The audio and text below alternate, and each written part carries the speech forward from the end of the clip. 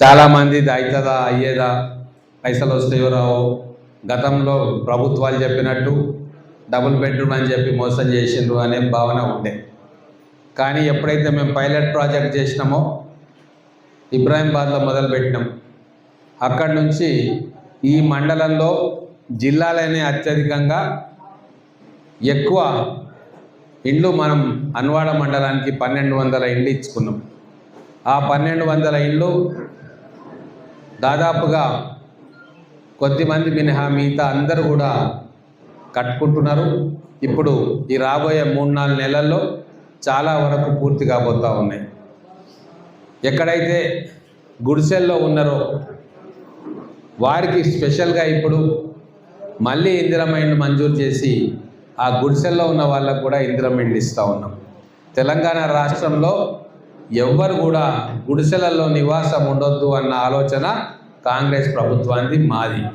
అందుకే ఈరోజు మళ్ళీ 1500 ఇండ్లు మళ్ళీ మంజూరు చేస్తూ ఉన్నాం నియోజకవర్గానికి. అందులో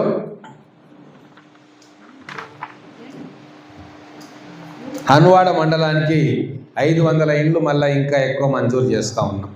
ప్రతి గ్రామంలో పేదవాళ్ళు కట్టుకోవాలని ముందుకొచ్చి ఇల్లు లేని వాళ్ళందరికీ కూడా ఇల్లు కట్టించే కార్యక్రమం ఈ ప్రభుత్వం చేస్తూ ఉంది. అందుకే గతానికి భిన్నంగా వాళ్ళు వీళ్ళు చెప్పే మాటలు విని మోసపోవద్దు. గతంలో ఎన్ని ఇళ్ళు కట్టిన హన్వాడలా ఈ 4-5 డబల్ బెడ్రూమ్ సగం సగం కట్టి ఉన్నాయి. ఎన్ని 6-10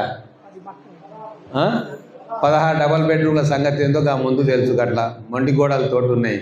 కానీ మనం ఈ ఒక్క హన్వాడ గ్రామంలో ఎన్ని ఇచ్చినాం ఇళ్ళు? 125 ఇండ్లు ఇస్తే కట్టుకుంటున్నాను. ఎక్కడ 16, ఎక్కడ 125 ఇండ్లు. మళ్ళా ఇప్పుడు మళ్ళా 40-50 హన్వాడకు వస్తాయి. అంటే పేదవాళ్ళందరికీ ఇల్లు కట్టియాలని చెప్పి ఆలోచన కాంగ్రెస్ పార్టీ చేస్తూ ఉన్నది, మా ప్రభుత్వం చేస్తూ ఉంది. అలాగే సన్నబియ్యం అందరూ కూడా తినాలి. ధనవంతులే కాదు, పేదవాళ్ళు కూడా, రైతులు కావచ్చు, కూలి పనులు చేసే వాళ్ళు కావచ్చు, ఆటో నడుపుకునే వాళ్ళు అందరూ కూడా సన్నబియ్యం తినాలని సన్నబియ్యం ఇస్తూ ఉన్నాం.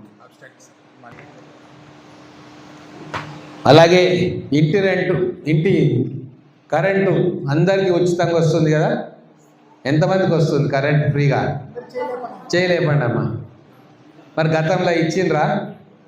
ఇవ్వలేదు కదా. మీకు కడుపు నిండా తినడానికి మంచి సన్నబియ్యం ఇస్తేవి, ఉండడానికి ఇల్లు ఇస్తేవి, కరెంట్ ఖర్చు లేకుండా చేస్తేవి, తర్వాత పిల్లలకు మంచి చదువులు చెప్పిస్తేవి, మీ రోడ్లన్నీ బాగు చేస్తేవి. ఇక గవర్నమెంట్ ఇంకే